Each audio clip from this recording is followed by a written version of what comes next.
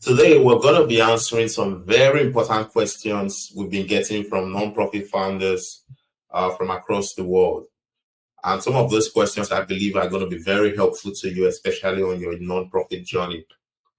So, the very first question is, where do I even begin when starting my nonprofit organization? This is a very important question because the truth is many people think where you get to begin is going to incorporate your organization, file for your 501c3. Well, while that is understandable, there are steps you have to take before you even get to that point.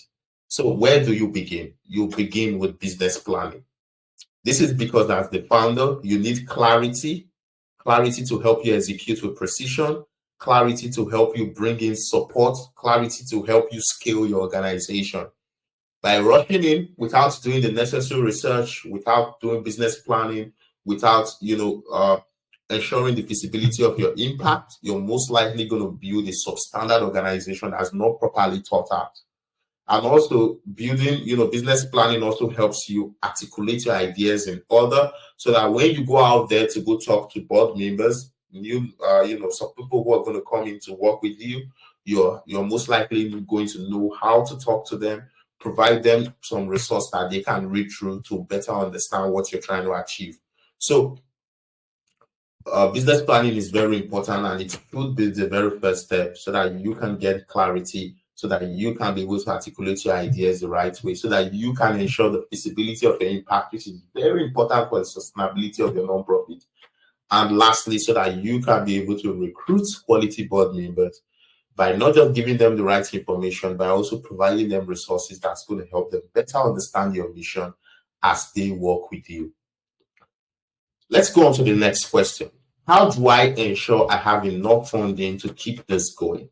Well, this is one good question, I'll tell you. In community development, we believe that every community have the resources that is needed to sustainably impact that community, to sustainably transform that community, no matter how you see the community. Some communities that you serve may look like they don't have the resources, but the truth is, if you are strategic, you know how to research and identify opportunities, you would find opportunities within these communities that would help these communities change, transform, and grow. So your job is sort of a facilitator. You're bringing in these different resources to meet these needs so that the needs are met sustainably within the community. So in terms of getting enough funding, there are grants opportunities, there are individual donations, there are corporate foundations, there are different means to raise money. So if your impact is sustainable, if you've done your feasibility to ensure that this impact is something that could be funded the right way, then it means as you go on, you can be able to find the resources to go on and create the change you want to create. The third question is, how do I find the right people to join me on this journey, and how do I pay them and myself? Well, finding the right people is an art. Like I said, just settling for family and friends to join your board isn't going to cut it. You have to go out there to find professionals with the skills, with the experience, with the expertise to help you accomplish your vision. So if you're thinking about finding the right people, you need to learn the art of board recruitment, which starts from, planning your board recruitment by defining who you need, going out there to find them, creating the tools and the resources you need to bring them in, interviewing them, onboarding them, integrating them into the organization. All that has to happen for you to get not just the right people, but also to get them to support you in the way that you want them to. So finding the right people is an art. It's all about, knowing how to go out there, where the people you're looking for are, and then knowing how to get them in.